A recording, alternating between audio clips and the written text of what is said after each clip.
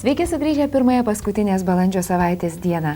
Nauji balandžio 23-ojo UNESCO iniciatyva paskelbta kaip pasaulinė knygos ir autorių teisių diena, kuria pabrėžiama knygos vertės, skatinamas skaitimas, leidyba, dar kartą įvertinami žmonės prisidėję prie žmonijos socialinės ir kultūrinės pažangos. Be abejo, mums, lietuviams, jau nuo mokyklos suolų įskiepyti 1547, kuomet išleista Martyno Mažvydo katekizmas, pirmoji lietuviška knyga, nemažiau svarbus ir 1883, kada imtas spausdinti pirmas lietuviškas savaitraštis Aušra, inicijuotas Jono Basanavičiaus, skatinęs tautinį sąmoningumą, o į Lietuvą gabentas ir platintas čia slaptai. Taigi šią dieną prisimintume begalę žinomų ir ne šviesios atminties žmonių dirbusių, kad šiandien be vargo verstume lietuviškos spaudos puslapius. Kągi, pats metas juos ir peržvelgti. Savaitraštis Veidas jau 9 kartą pristato gimnazijų ir vidurinių mokyklų reitingą. Šįmet mokyklos ranguotos pagal naują metodiką, bet nauji kriterijai lyderių nepakeitė. Tiek pernai, tiek šiemet pirmoje reitingų lentelės vietoje Vilniaus licėjus, antrojoje Kauno technologijos universiteto gimnazija, nuo 3 vieta atitenka Vilniaus jėzuitų gimnazijai. Šiandien Lietuvos rytas išėjo su specialiu priedu būsimiems studentams, kuriame pristatomos aukštosios Lietuvos mokyklos, diskutuojama apie studijas užsienyje. Štai rašinyje Išsilavinimas tai ne tik profesija, klausiama, kokios specialybės laikomos perspektyviomis ir ar kiekvienam būtinas aukštasis išsilavinimas. Apie tai pokalbis su šalyje garsios Kauno technologijos universiteto gimnazijos direktoriumi ir Kauno technologijos universiteto dėstytoju Bronislavu Burgiu. Pirmieji bandymai taisyti ligonių genus prasidėjo dar prieš porą dešimtmečių. Nors nuo to laiko genų terapija patyrė ne vieną nesėkmę, naujausi mokslininkų laimėjimai vėl žada proveržį. Apie genų terapiją ir kaip sugedusius genus jį pradeda keisti sveikais, skaitykite Veido publikacijoje Genų terapijos laimėjimai įpūs vilties sunkiems ligoniams.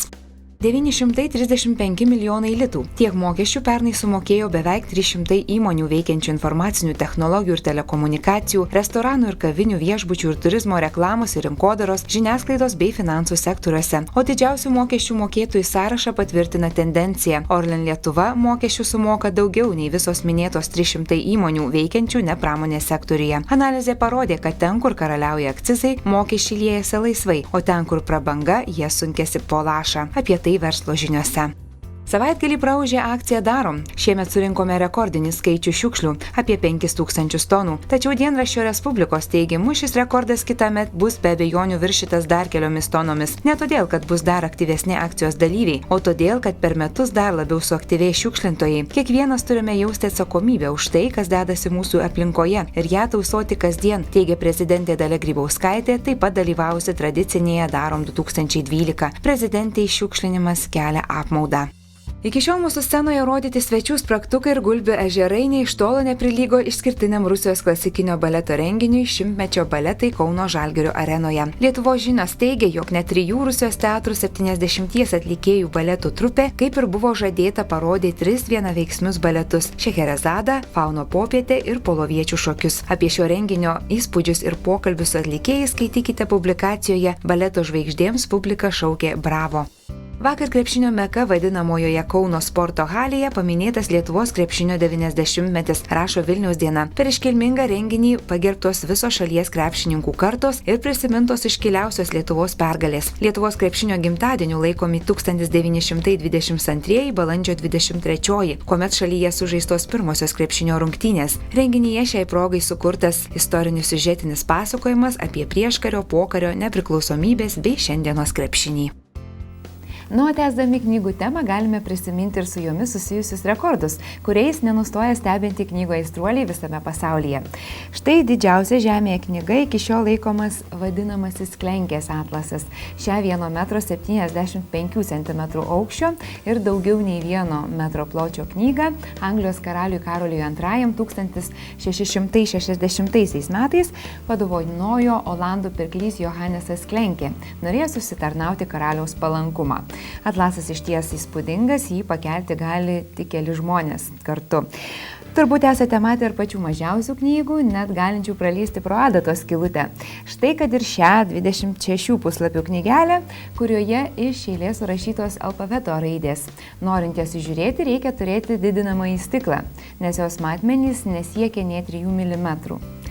Beje, turime ir mažiausios lietuviškos knygos rekordą. Palangiškis Vytautas Kusas, jei žinote, nusprendė į tokį miniatiūrinį leidinį sudėti savo poeziją. Tai 56 puslapių, 9 ir 8 mm dydžio bei 3 mm storio poezijos knyga Pojūtis. Na ir manau, ne vienam smalsu būtų apsilankyti, jei į Klaipėdos uostą atplauktų didžiausia pasaulyje plaukiojanti knygų parduotuvė. Krikščioniškos labdaros organizacijos Operation Mobilization laivas Logos Hope su daugiau nei 7,000 pavadinimų knygų plaukia aplink pasaulį ir skatina skaityti skirtingų šalių gyventojus. Išties knygų pasaulyje niekuomet nenuobodžiausi, taigi pasauliniai knygos dienai skirtų renginių mūsų šalyje vyks visą savaitę, turime progos kultūrintis. Taigi tiek šiandien, puikios savaitės pradžios ir iki rytojaus.